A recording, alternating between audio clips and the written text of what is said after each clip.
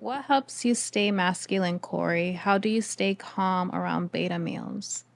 I try to make sure that I spend my time around people that bring me peace, even though it doesn't always work out that way.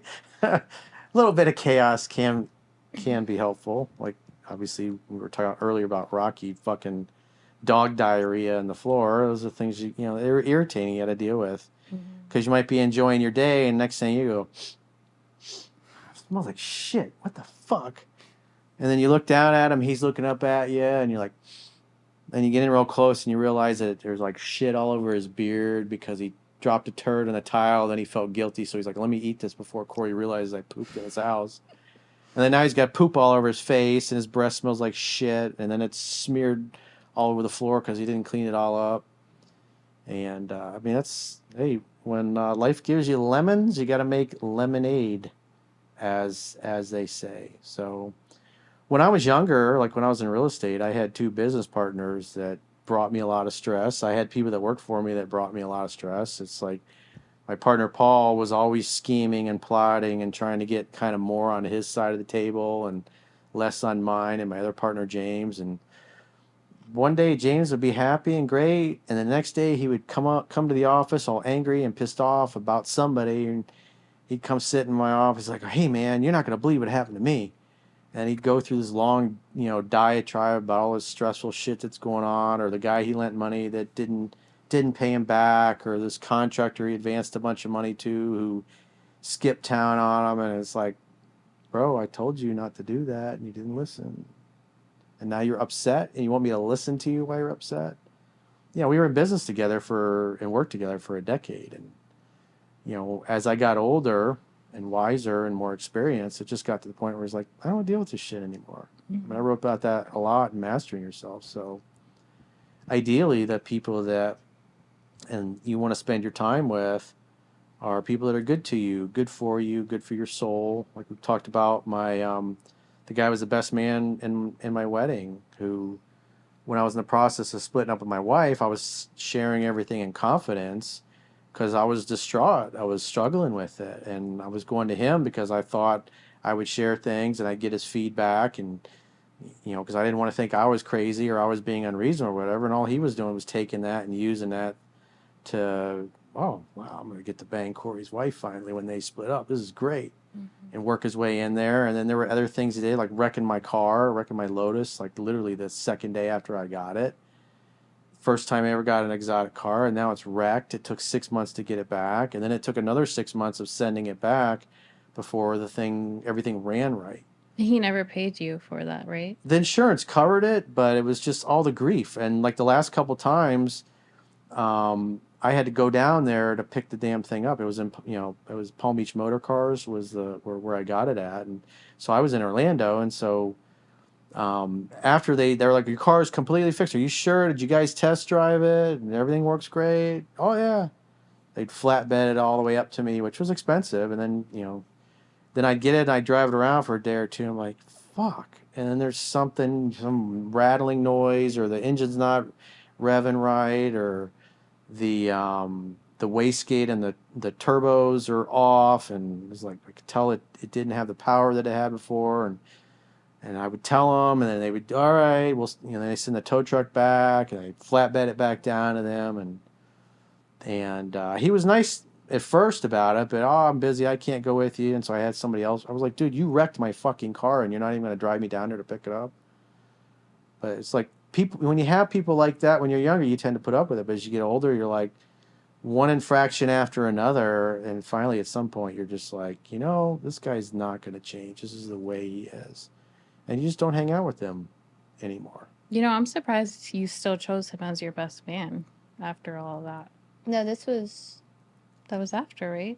Well, that was after he got no, divorced. no. I got married when I was 26, so that was 96. Oh, He so wrecked the car in 99, oh, okay.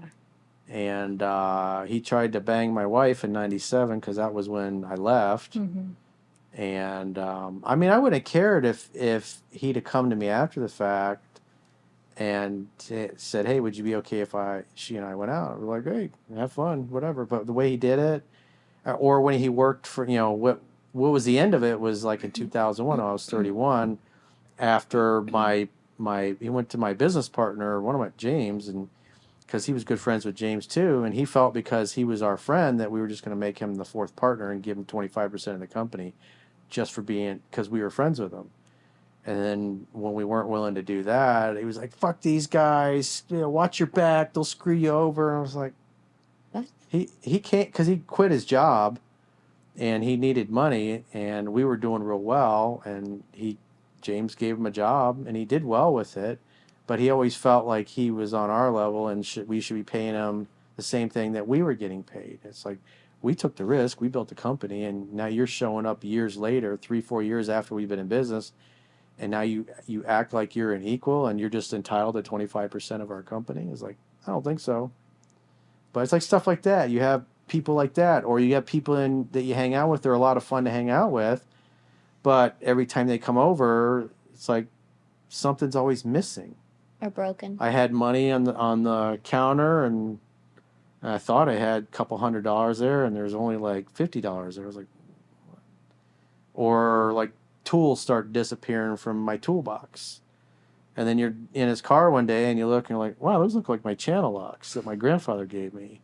Oh, those are mine. I was like, no, dude, those are mine. You borrowed those, didn't you? I was like, I don't mind if you borrow them, but you got to return them. He's like, well, I was like, and he just lied to me. Yeah. I was like, stuff like that. When you're younger, you put up with that. But as you get older, you realize that is just a low character person. Is that the same guy that invited you to eat and you told him to come over instead because you had already ate?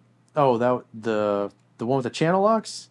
Yeah. No, that was somebody different. Oh no, your best man. Yeah. That was the one. Because I hadn't heard from him in, I don't know, 10 years, whatever it was, and I thought, I'll get together, because there was another old buddy from high school that was with him, and he got butthurt that I didn't want to come meet him for dinner. I was like, I'd already eaten. I was like, hey, just come by after you guys get done. We'll have a drink. We'll play some pinball, shoot shit, whatever. Throw some darts. Yeah. And he just never responded, and I didn't hear from him. So I was like, he was the one that had been begging me to hang out with him for a year or two. I finally give him the chance, and he gets butthurt because I don't want to go down and meet him for dinner when I've already just got back from dinner and eating myself. I was like, clearly he didn't care that much. He took it personally. Like he took it as I thought I was better than him. And that's just the way he was, because he's a little insecure. So, and I just looked at it as like, the dude still ain't changed. And then Andy, because he's all, my German friend, he called him up one time, like a year or so later, and he had him on speaker, and this guy didn't know I was listening. And he was like, what happened with you and Corey? It's like, I thought you guys were going to get together. And he was like, oh, man, he's just bullshitting him. And then he started talking about something in real estate that he was involved in business-wise, and he goes right into his sales pitch mode, and it just sounded so fucking fake. And then as soon as Andy hung up, he looked at me, he goes, he's still full of shit. People typically don't change. They may become a better version of who they are, but they typically don't change. And, when you're younger, you don't have enough life experience and you don't have enough decades to see that that's kind of how people operate. But as you get older and you just see the same patterns over and over and over again, the same shit keeps happening, eventually you cut people loose. And that brings you peace because they're no longer disturbing it.